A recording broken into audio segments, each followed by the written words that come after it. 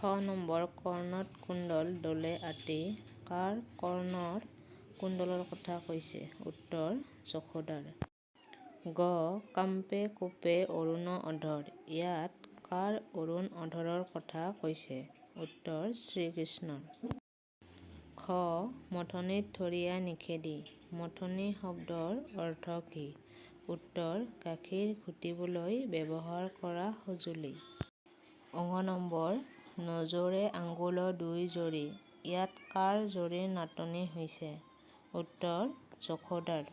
প্ৰথম ছ নম্বৰ ৰুণজুণ কেঁউৰ কংকণ কাৰ কেঁউৰ কংকণৰ ৰুণজুণ শব্দৰ কথা ইয়াত কোৱা হৈছে? উত্তৰ যশোদাৰ। ২ নম্বৰ শিশুলীলা পাট্টিত ফুটি উঠা শ্ৰীকৃষ্ণৰ মানৱীয় ৰূপৰ বিষয়ে নিজৰ ভাষাত লিখা।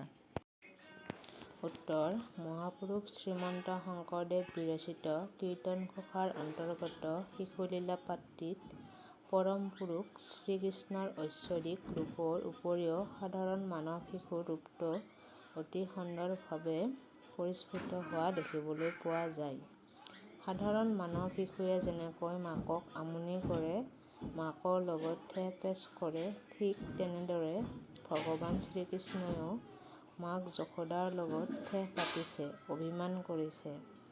মাকৰ মনোযোগ আকৰ্ষণ কৰাৰ বাবে ঘৰৰ বয় বস্তু ভাঙি দলিয়াই লণ্ডভণ্ড কৰিছে। মাকৰ খং উঠাত ভয়তে পলাইছে আৰু মাকে খেদি খেদি ভাগৰি পৰা দেখি নিজেই মাকৰ হাতত ধৰা দিছে। শিশুলীলাৰ আখ্যানভাগ কৃষ্ণ হৈ পৰিছে চিৰন্তন শিশুৰ এক মোহনীয় ৰূপ। এয়া যেন আমাৰ চিনাকি এক শিশুৰহে দুষ্টালি। ৩ নম্বৰ শংকৰদেৱৰ মহত্তম সৃষ্টি কীৰ্তনঘোষাৰ বিষয়ে এটি চমুটকা লিখা। উত্তৰ মহাপুৰুষ শ্ৰীমন্ত শংকৰদেৱৰ সাহিত্যিক জীৱনৰ কীৰ্তিস্তম্ভ হ'ল কীৰ্তনঘোষা। নাম প্ৰসংগৰ উপযোগী হিচাপে ৰচনা কৰা এই কাব্যগ্ৰন্থ মহাপুৰুষৰ দ্বাৰা প্ৰৱৰ্তিত একশৰণ নাম ধৰ্মৰ মূল পুথি। বিভিন্ন ছন্দৰ প্ৰয়োগ